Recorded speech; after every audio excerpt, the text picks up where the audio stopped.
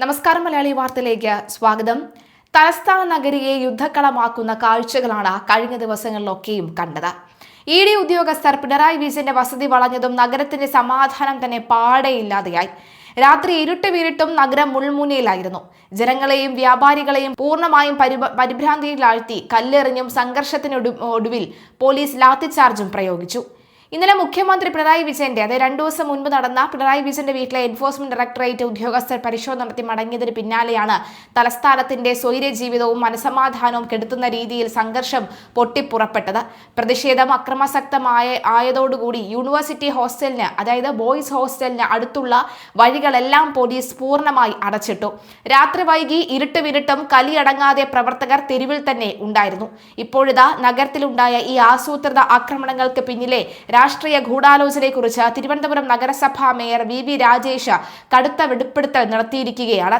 തലസ്ഥാനത്തെ സമാധാന അന്തരീക്ഷം തകർക്കാനും ഭീകര അന്തരീക്ഷം സൃഷ്ടിക്കാനും ചില കേന്ദ്രങ്ങൾ ബോധപൂർവം ശ്രമിക്കുകയാണ് എന്ന് അദ്ദേഹം ആരോപിച്ചു.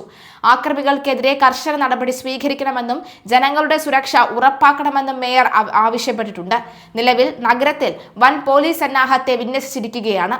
തലസ്ഥാന നഗരിയിലുണ്ടായ ഇഡി ആക്രമണത്തിന് നേതൃത്വം നൽകിയത് തിരുവനന്തപുരത്തെ കുപ്രസിദ്ധ ഗുണ്ടകളാണ് എന്ന കടുത്ത ആരോപണവുമായി മേയർ വി രാജേഷും രംഗത്ത്. നഗരത്തിലുണ്ടായ ആക്രമണ സംഭവങ്ങൾ തിരുവനന്തപുരം നഗരത്തിന് തന്നെ വലിയ നാണക്കേടാണ് ഉണ്ടാക്കിയിരിക്കുന്നത് എന്നും അദ്ദേഹം വാർത്താ സമ്മേളനത്തിൽ പറഞ്ഞു. സംഭവവുമായി ബന്ധപ്പെട്ട് ഇനിയും കൂടുതൽ പേരെ അറസ്റ്റ് ചെയ്യാനുണ്ടെന്നും മേയർ ചൂണ്ടിക്കാട്ടി. ആക്രമണം നടത്തിയ പ്രതികളെ അടിയന്തരമായി കണ്ടുപിടിക്കണം.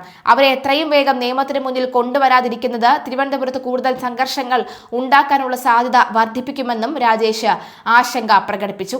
തിരുവനന്തപുരം നഗരസഭാ പരിധിയിൽ സാമ്പത്തികമായി മുന്നോക്കം നിൽക്കുന്ന കുട്ടികളുടെ പഠന സൗകര്യങ്ങൾ മെച്ചപ്പെടുത്തുന്നതിനായി മേയർ കെയർ എന്ന പുതിയ പദ്ധതിക്ക് തുടക്കമിട്ടാണ് വി രാജേഷ് അറിയിച്ചത്. പുതിയ അധ്യയന വർഷത്തിൽ കുട്ടികൾക്ക് സ്കൂളിലേക്ക് ആവശ്യമായ പഠനോപകരണങ്ങൾ അടങ്ങിയ പ്രത്യേക കിറ്റ് കോർപ്പറേഷൻ നേരിട്ട് നൽകുന്നതാണ് പദ്ധതി.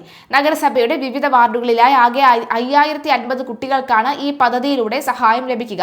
കോർപ്പറേഷൻ പരിധിയിലെ ഓരോ വാർഡിൽ നിന്നും സാമ്പത്തികമായി പിന്നോക്കം നിൽക്കുന്ന 50 കുട്ടികളെ വീതം ഇതിനായി തിരഞ്ഞെടുക്കും. കുട്ടികളുടെ പഠനം മുടങ്ങാതിരിക്കാൻ വലിയ പിന്തുണയാകും ഈ പദ്ധതി നൽകുന്നത്. വിവിധ വ്യക്തിഗത സഹായങ്ങൾ കൂടി സംയോജിപ്പിച്ചുകൊണ്ടാണ് വലിയ രീതിയിലുള്ള ഈ സഹായ പദ്ധതിക്ക് നഗരസഭ രൂപം കൊടുത്തിട്ടുള്ളതെന്നും മേയർ അറിയിച്ചു. നഗരത്തിലെ ക്രമസമാധാന പ്രശ്നങ്ങളിൽ കർശന നടപടി ആവശ്യപ്പെടുന്നതിനൊപ്പം തന്നെ നഗരസഭയുടെ ജനക്ഷേമ പദ്ധതികളും കൃത്യമായി മുന്നോട്ട് കൊണ്ടുപോകുമെന്നും അദ്ദേഹം വ്യക്തമാക്കി.